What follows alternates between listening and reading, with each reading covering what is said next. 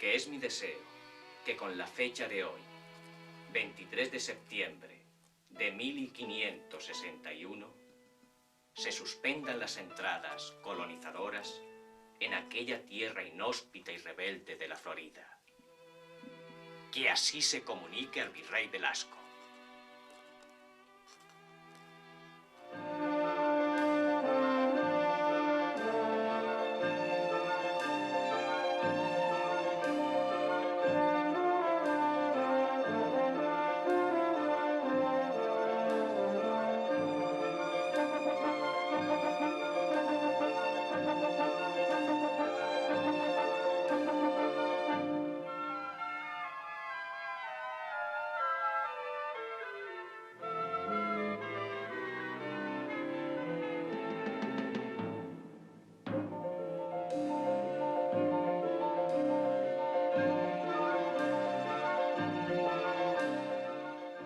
Dicen los historiadores que por aquel entonces habían sido ya más de 15 las expediciones o entradas colonizadoras, como se las llamaba, las realizadas en la península de Florida, y todas con resultado adverso.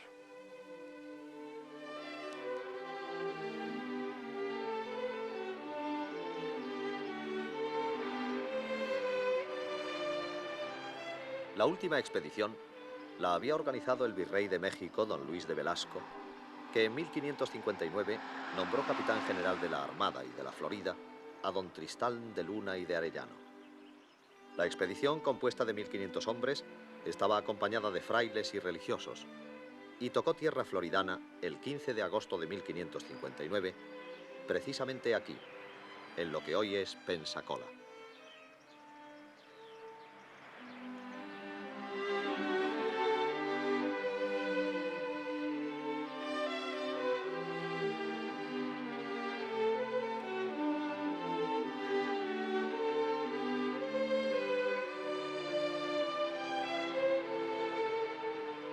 En la ciudad de Pensacola, capital de la Florida del Oeste, el distrito histórico de la Plaza de Sevilla y sus alrededores nos recuerdan aún su larga historia. Españoles, franceses e ingleses se fueron sucediendo y alternando en la posesión de Pensacola hasta el día 17 de julio de 1821, en que tuvo lugar la ceremonia de cesión por parte de España a los Estados Unidos en la plaza de Fernando VII.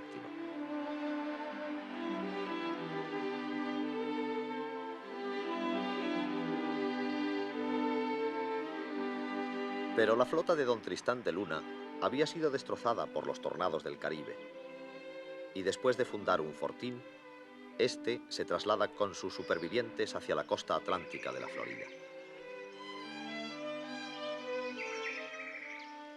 Aquí se fundó el establecimiento de Santa Elena, pero la situación se hacía tan crítica que, obedeciendo al virrey Velasco, abandonan estas tierras en 1561.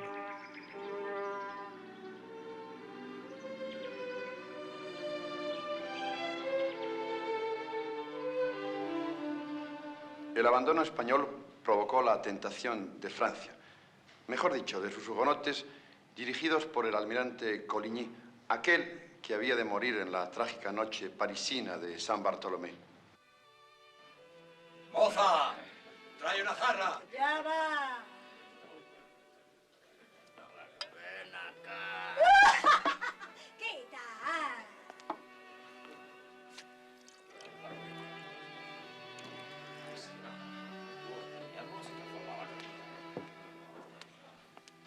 No hay que desaprovechar la ocasión, Monsieur Ribot. Me han llegado noticias de que los españoles se encuentran en una situación crítica. Monsieur Coligny, no se preocupe. Le prometo que nos estableceremos en la Florida. ¡Más vino!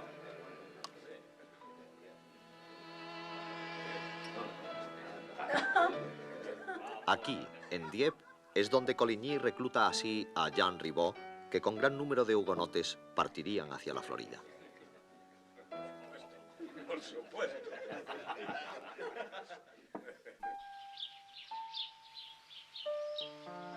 Arribaron precisamente en los restos del fuerte de Santa Elena que fundara don Tristán de Luna. Pero fechas más tarde, los soldados franceses se amotinaron, destruyendo el fuerte que estaban levantando, y se dispersaron no sin antes asesinar a un hermano de Ribot.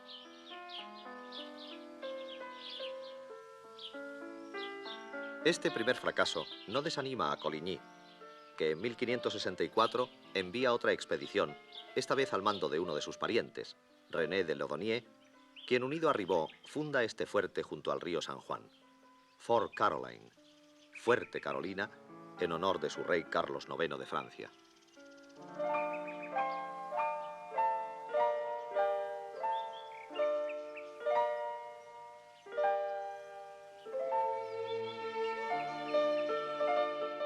Este establecimiento se convierte muy pronto en base de operaciones contra la navegación española.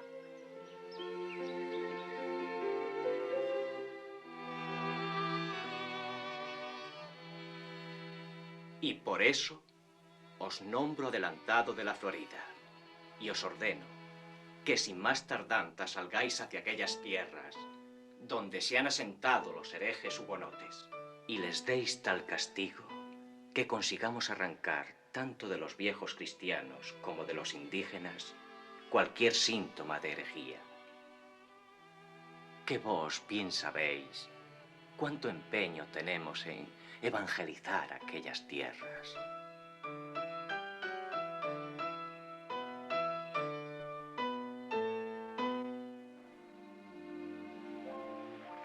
El 28 de julio de 1565, don Pedro Menéndez de Avilés, adelantado de la Florida, sale del puerto de Cádiz a cumplir las reales órdenes.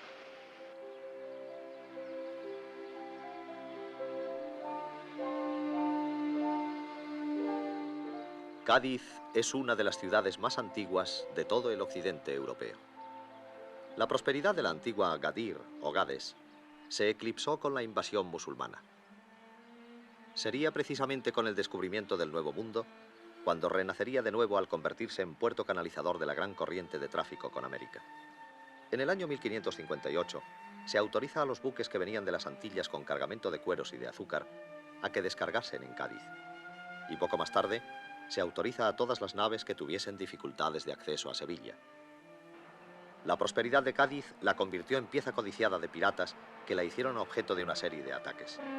En el año 1596, el conde de Essex saqueó e incendió la ciudad. Componían la flota por cuenta del rey un galeón, 200 soldados y 95 marineros.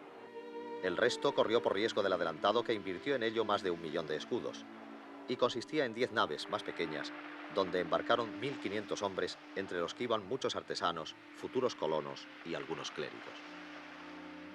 A la altura de las Canarias se les unió otra flota, la mandada por el teniente Esteban de las Alas, con 1.000 hombres más y embarcaciones de Santander, Gijón y Vizcaya.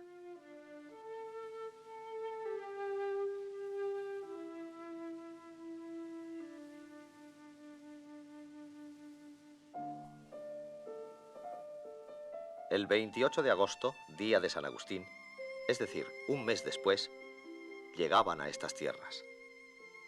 Sus órdenes de castigo las cumplió sobradamente Menéndez de Avilés. Fort Caroline fue tomado y su nombre cambiado por el de San Mateo. Y la erradicación de los hugonotes fue tan completa que una isleta situada a 24 kilómetros de lo que sería San Agustín, y que fue el último escenario de estas luchas religiosas, lleva desde entonces el nombre de Matanzas.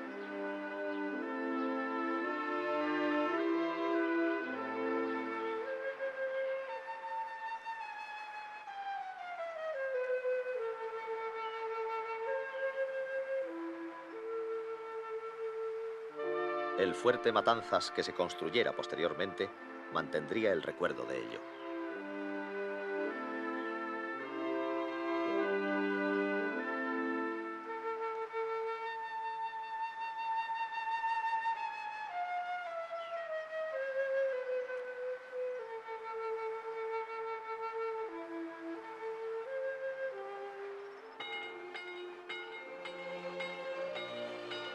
San Agustín.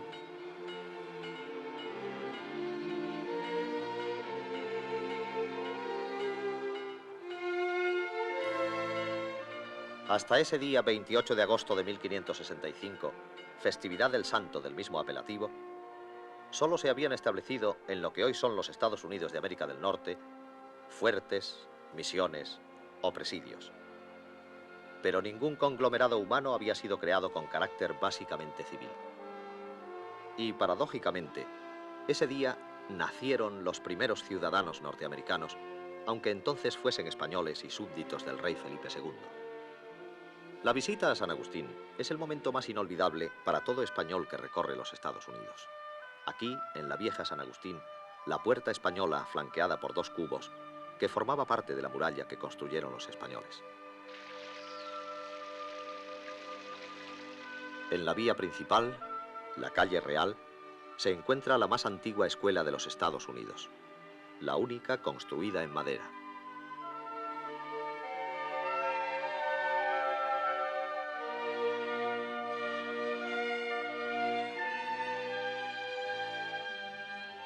La vieja posada, la carpintería, los jardines hispánicos,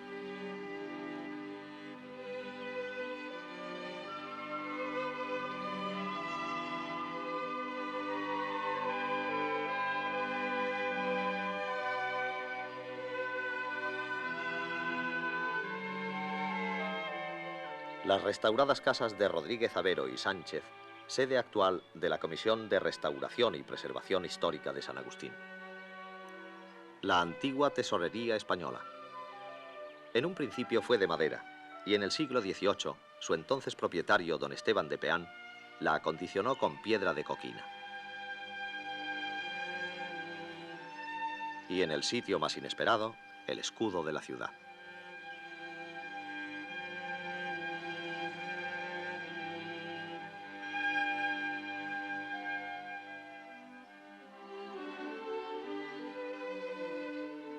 La Casa de Rivera.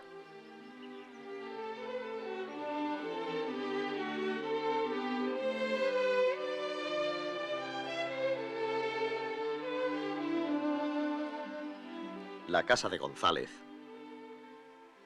Y la vieja panadería española, que ha ascendido un rango más y se ha convertido en pastelería.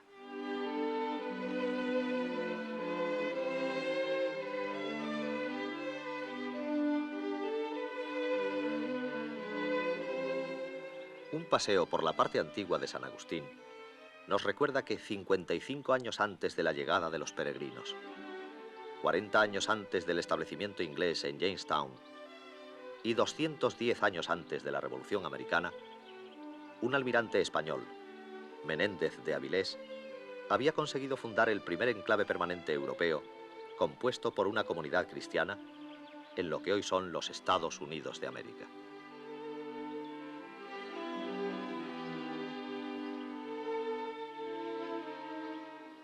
En la Plaza de la Constitución, la Catedral, donde se conservan registros civiles que se remontan al año 1594. En su interior, en los frescos de sus paredes, se narran los hechos más relevantes de la historia de la ciudad.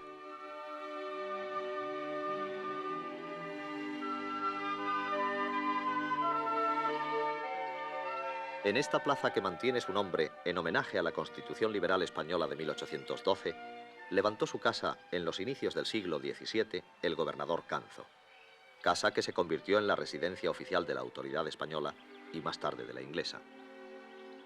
Este gobernador estableció en el costado opuesto un mercadillo en donde se comprobaban las pesas y medidas y que conserva el nombre de Mercado de los Esclavos. En esta estatua de Ponce de León, el conquistador señala con su brazo derecho el horizonte, el más allá que coincide con el Puente de los Leones sobre la bahía de Matanzas y que une la ciudad con la isla Anastasia. El puente recibió este nombre de Leones por los emblemas que luce alusivos al apellido de Ponce de León.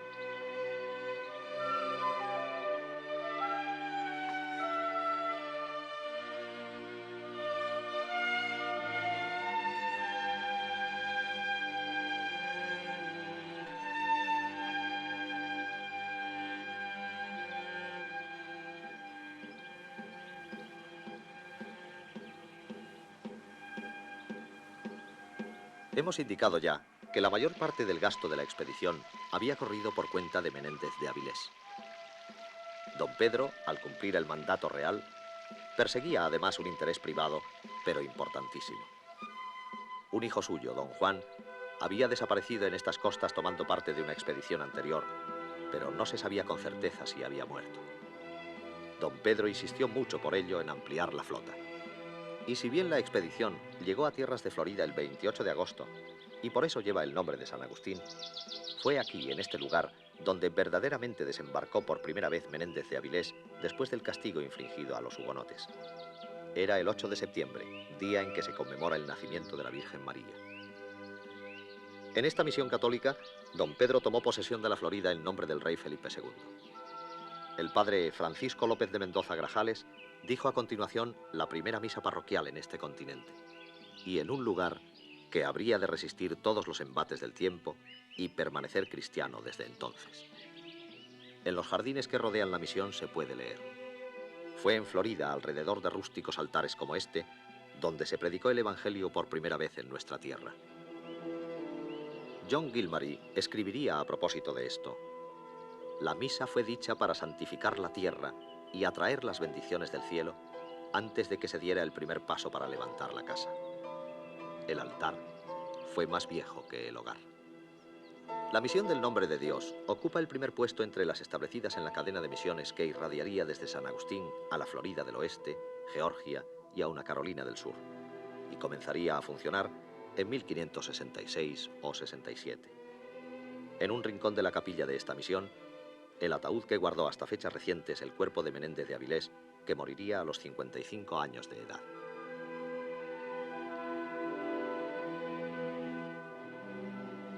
Castillo de San Marcos.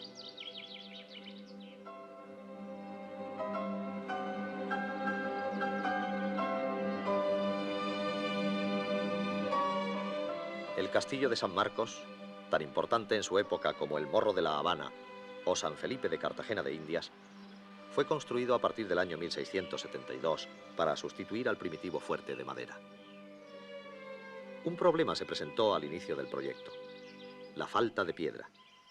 Sin embargo, en la isla Anastasia existía una extraña clase de piedra que parecía estar hecha de conchas de moluscos. Hacía 500.000 de años que un molusco llamado Donax se había reproducido de una manera excepcional en aquellas tibias aguas. Formaba unas capas que se mezclaron con la arena y se solidificaron con la calcita producida por el propio molusco. Esto dio origen a la coquina. Y ese fue el material principal para la construcción del fuerte de San Marcos. Su edificación duró 15 años y costó tanto dinero que el rey Felipe II llegó a pensar si el fuerte de San Marcos no se estaría construyendo con plata. Sin embargo, el valor estratégico de este fuerte bien valía la pena.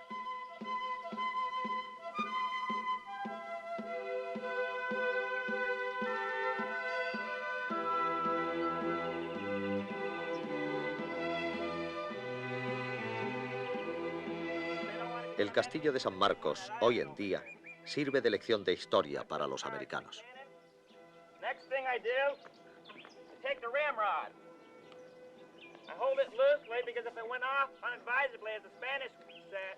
Un cañón, el Jazmín, fundido en Barcelona en la época de Carlos III, sigue siendo una de las piezas más admiradas.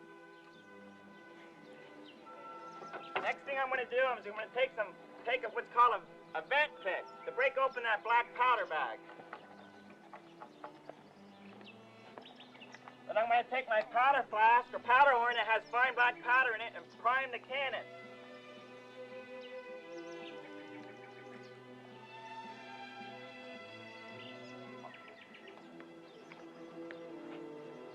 Okay, folks, on the count of 3. 1, 2...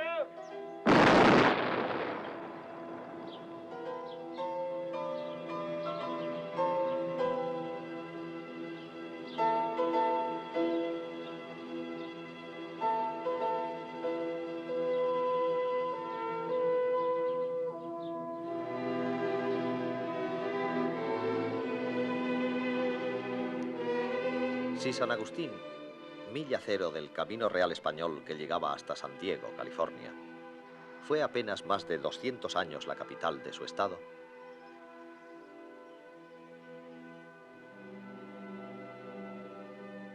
ahora estamos en tierras de Nuevo México.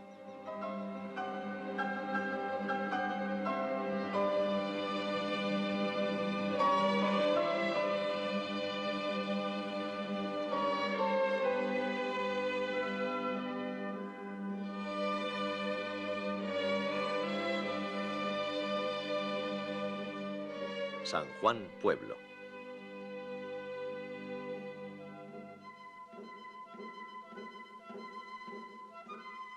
Aquí, los españoles fundaron la primera capital de Nuevo México. Fue Juan de Oñate quien fundó la ciudad en el mes de julio de 1598 en el pueblo indio de Oque, junto al Río Grande. Se llamó San Juan de los Caballeros debido a la cortesía con que fueron recibidos por los indios. Al año siguiente cambiaron el emplazamiento al pueblo indio de Yunqueyungue.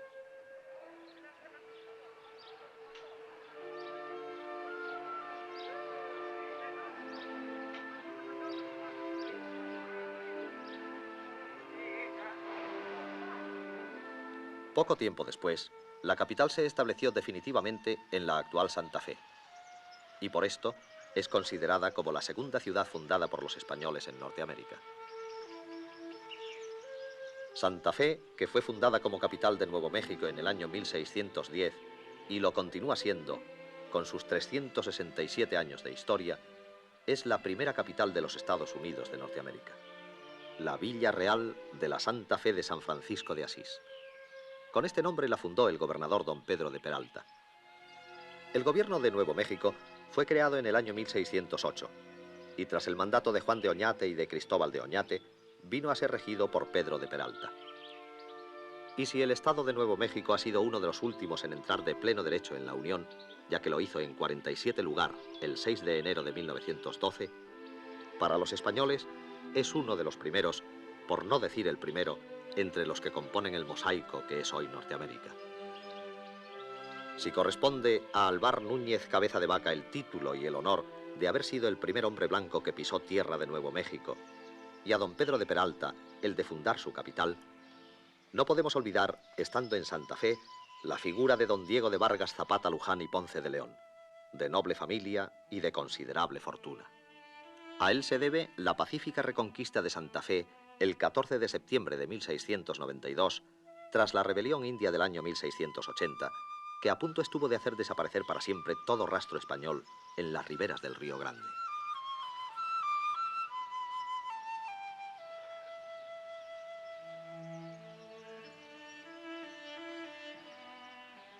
Estamos en la plaza que es centro de la ciudad. El conjunto es presidido por el Palacio del Gobernador.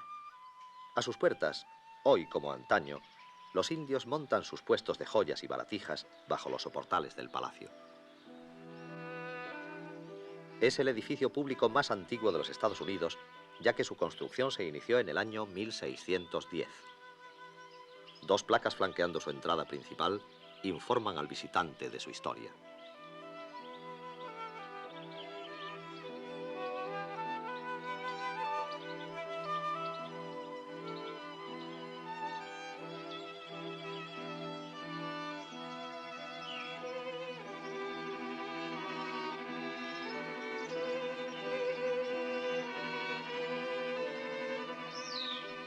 El interior alberga hoy una exposición de objetos históricos del sudeste norteamericano y datos del descubrimiento y conquista de Nuevo México.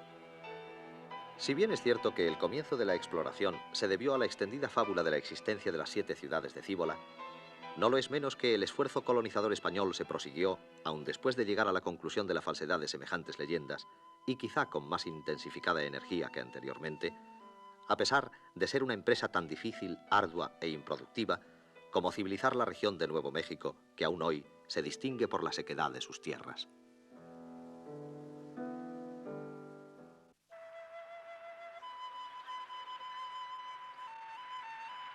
Santa Fe. La ciudad ofrece una línea de arquitectura que da al conjunto de calles y plazas un estilo único. La Plaza Sena y sus soportales.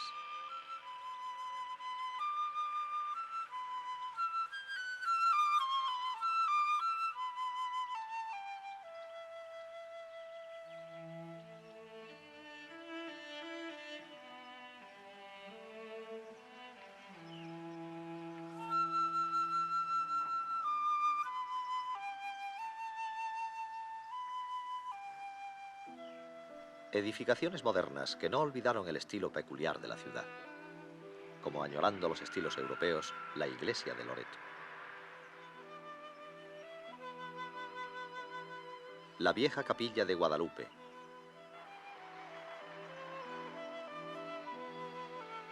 La avenida del Palacio.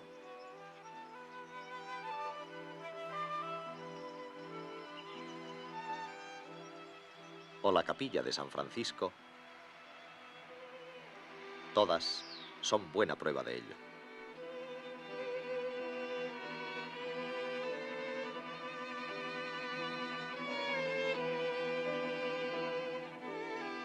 Junto a la capilla de San Francisco, el Museo de Bellas Artes de Nuevo México, construcción moderna inspirada en las iglesias de las misiones de los indios pueblos y que contiene muestras de la pintura contemporánea de este estado.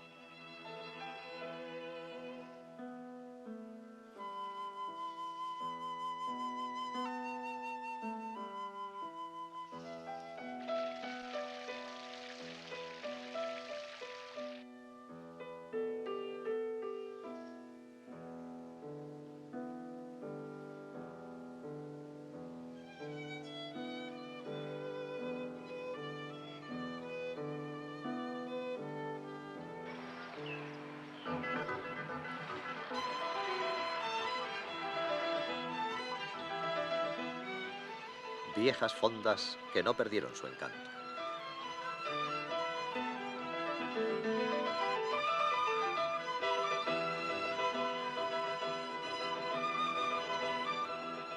Y en el antiguo Camino Real Español, en la calle de San Francisco, la catedral.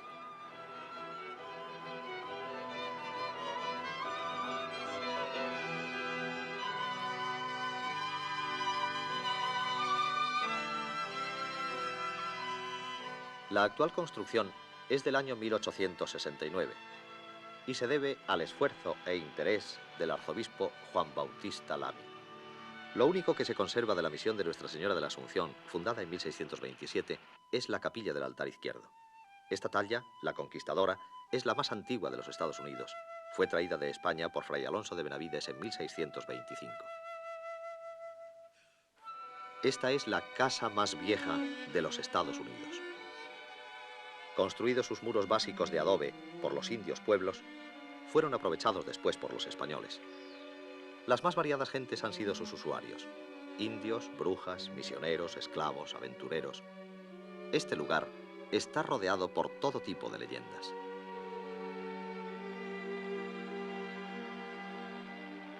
Misión de San Miguel, también construida entre los años 1610 a 1620. Se convierte así este templo en la iglesia en uso más antigua de Norteamérica.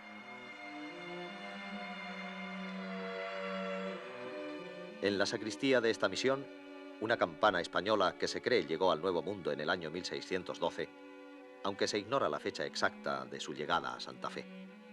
Su inscripción parece increíble: San José, rogad por nosotros, 9 de agosto de 1356. Su procedencia es Andalucía. En el retablo de la misión de San Miguel destacan las pinturas hechas curiosamente por un soldado cartógrafo español, Antonio Ortiz, que estuvo en Santa Fe por el año 1756.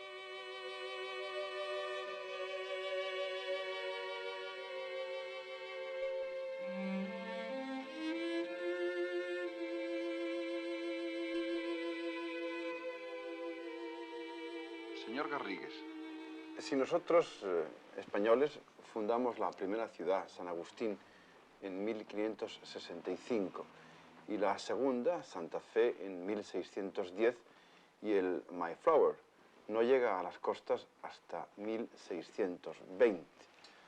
¿Por qué los puritanos ingleses pasaron a la historia como los padres de la patria, señor embajador? Pues mire usted, amigo Volpini, es duro reconocerlo, pero hay que reconocerlo así. El hecho es que habiendo llegado nosotros a las costas de lo que hoy es Norteamérica, mucho antes, como usted ha dicho, que los puritanos del Mayflower, la realidad es que los fundadores de Norteamérica son los peregrinos del Mayflower y no nosotros. Esa es la realidad.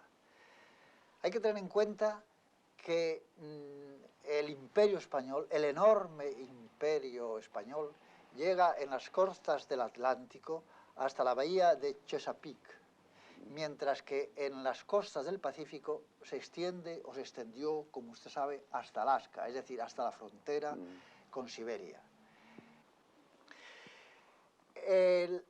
La instalación en la Florida la hace Pedro Menéndez Avilés partiendo directamente desde Cádiz.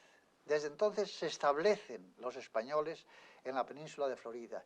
Y aun cuando fue un territorio muy ambicionado por los nuevos Estados Unidos, las colonias que se acababan de independizar o que recientemente se acaban de independizar de la corona de Inglaterra, lo cierto es que permanece en manos españolas hasta 1813, o me parece que es 1818, en que lo vendemos a Estados Unidos.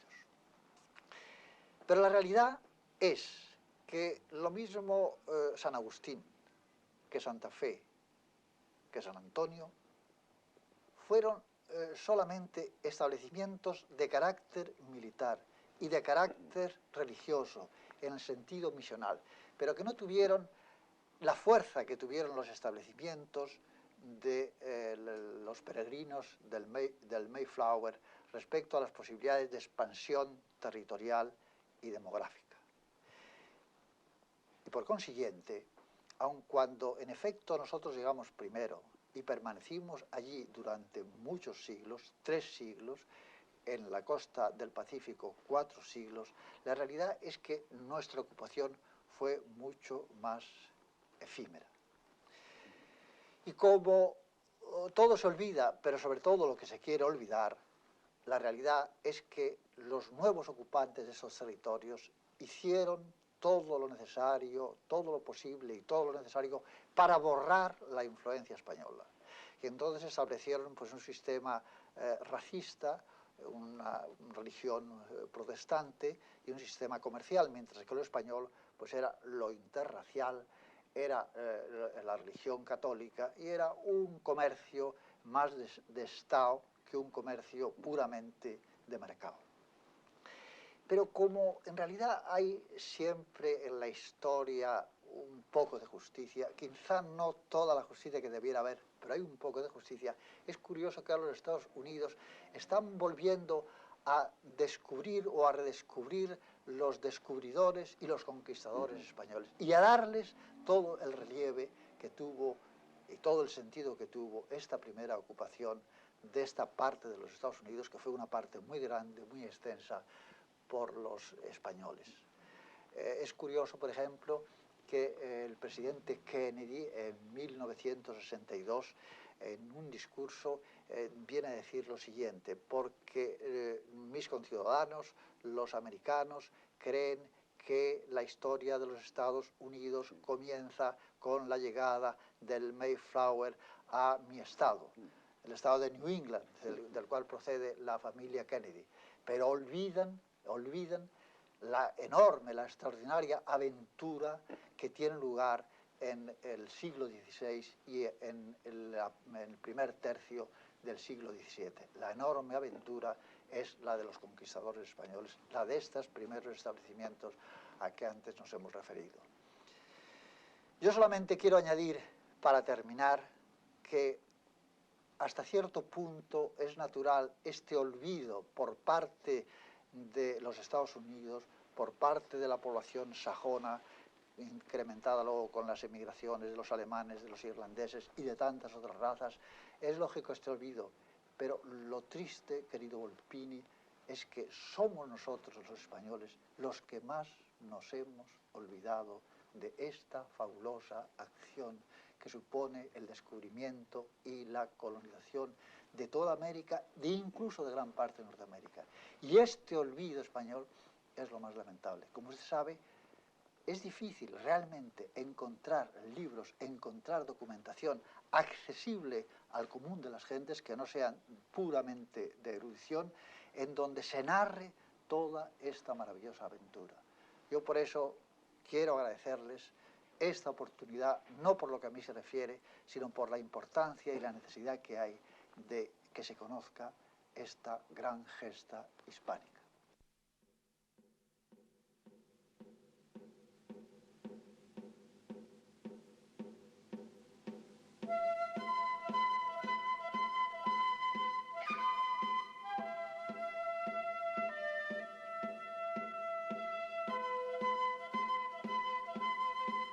Al hablar de Nuevo México, hemos nombrado ya a Cíbola.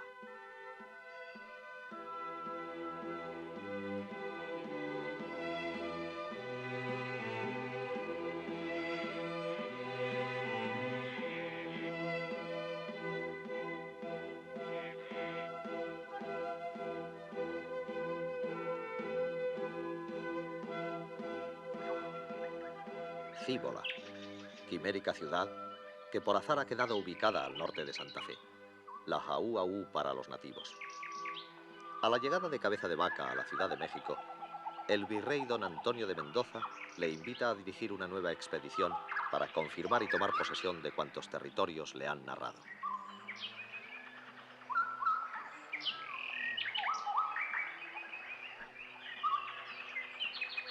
Dimos muchas gracias a Dios de estar otra vez todos juntos. Y ese fue uno de los días de mayor placer, de los días que habemos tenido. Con la formal negativa de Alvar Núñez, va a surgir una nueva expedición.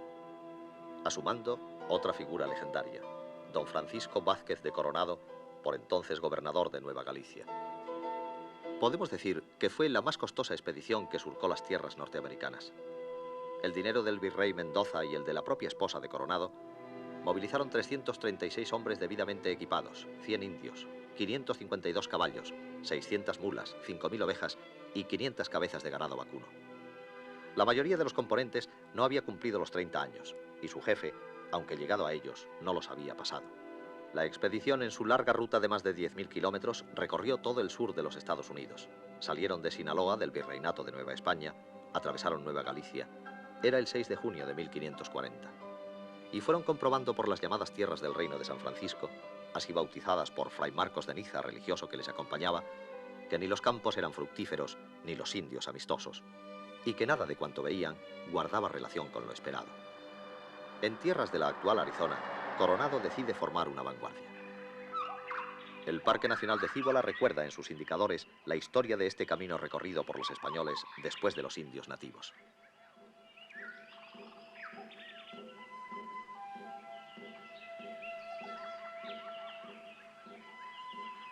Años más tarde, Juan de Oñate, que había hecho una expedición hacia el Golfo de México, dejaría la primera inscripción en esta montaña, conocida desde entonces con el nombre de El Morro.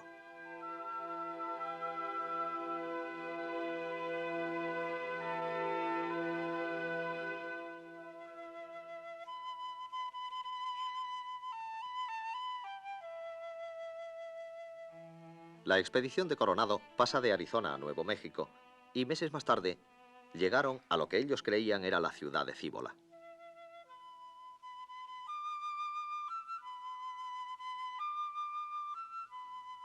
Grande fue su desilusión. El poblado no relucía de oro. Se trataba de unas cabañas miserables de adobe y los indios zuñis, sus habitantes, carecían hasta de alimentos para subsistir.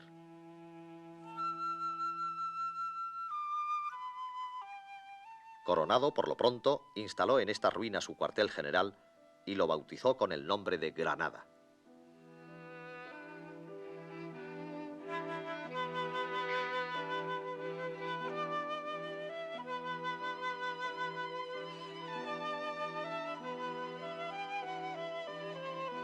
Hoy, este lugar está dedicado al recuerdo de Vázquez de Coronado.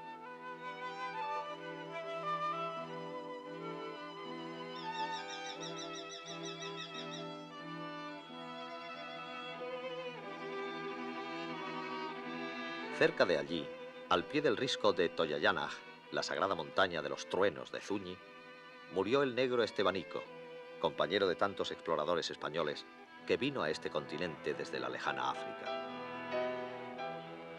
Coronado disgrega sus huestes.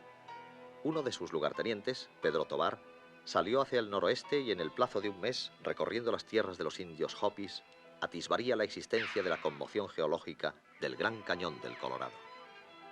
Pero quien lo vio por primera vez fue otro capitán de Coronado, don García López de Cárdenas, en otra patrulla que también salió de Cíbola.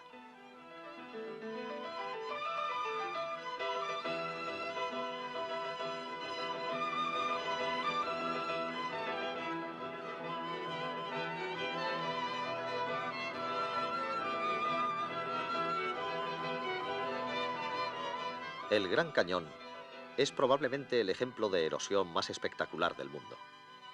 Las 217 millas de largo siguiendo el curso del río y de 4 a 18 millas de ancho, junto con un promedio de 1 milla de profundidad, son datos que avalan la grandeza de esta maravilla de la naturaleza.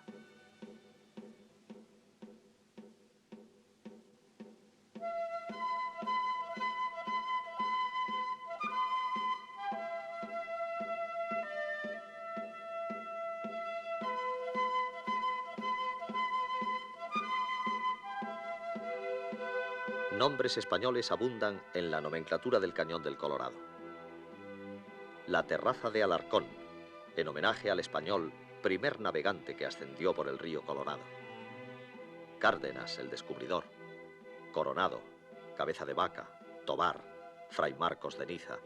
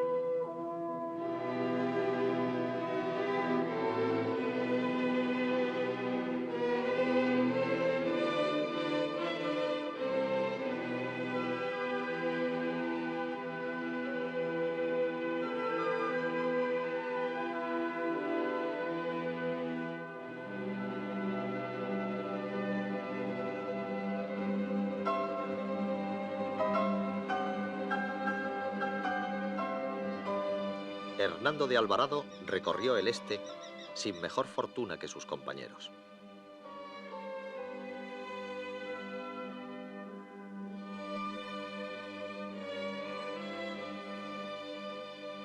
Bernalillo.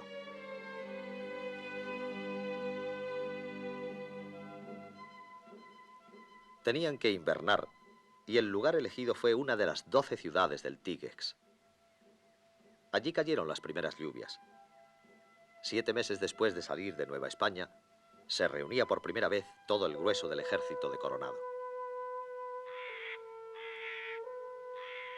Había pasado ya el año nuevo de 1541 y pasaron 9 meses más haciendo únicamente ligeras excursiones por las tribus limítrofes.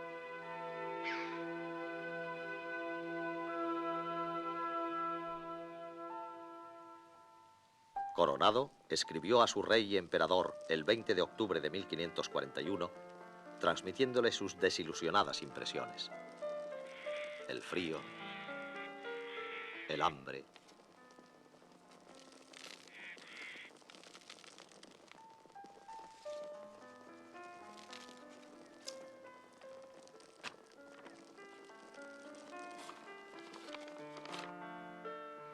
Dos meses más tarde, el 27 de diciembre de 1541, Coronado salió a caballo acompañado del capitán Rodríguez Maldonado.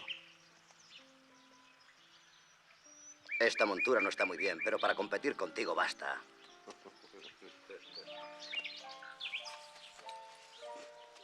Adelante.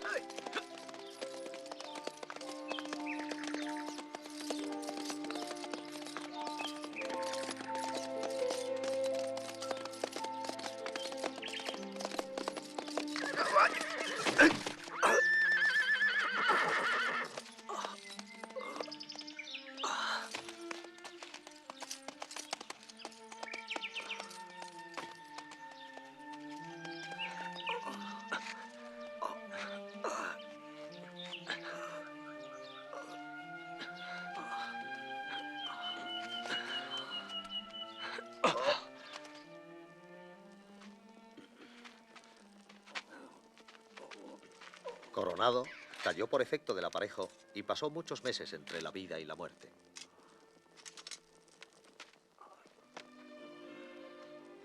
Solamente 3 de los expedicionarios habían llevado consigo a sus esposas, y una de ellas, según las crónicas, tuvo que actuar como enfermera.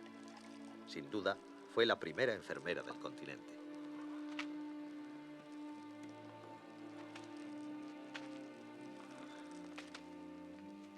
Muchos meses pasó entre la vida y la muerte.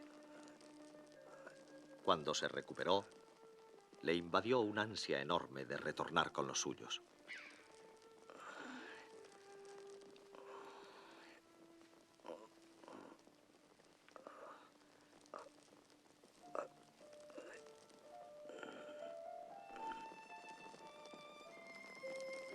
Pese a la importancia histórica y geográfica de esta expedición de Coronado, su relator, Pedro de Castañeda, cuenta cómo a su vuelta a España fue desposeído de sus cargos y juzgado por los tratos dados a los indígenas.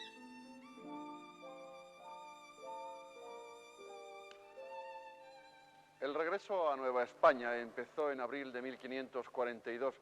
Con tal desastroso resultado, el emperador Carlos V ordenó no gastar más dinero de las arcas reales en análogo tipo de empresa, pero pronto cambiaría de criterio. Antes de que fuera fundada, como ya sabemos, la Villa Real de la Santa Fe de San Francisco de Asís, en estas tierras ya existían las misiones en los pueblos de Pajoaque,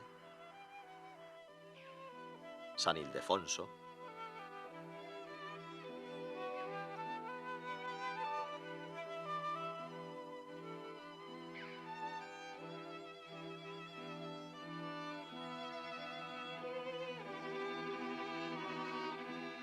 San Lorenzo,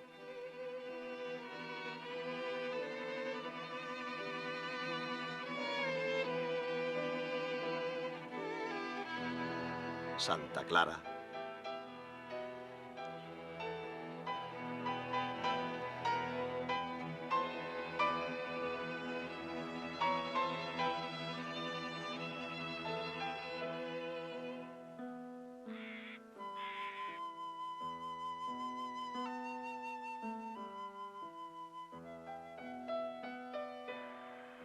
Santo Domingo,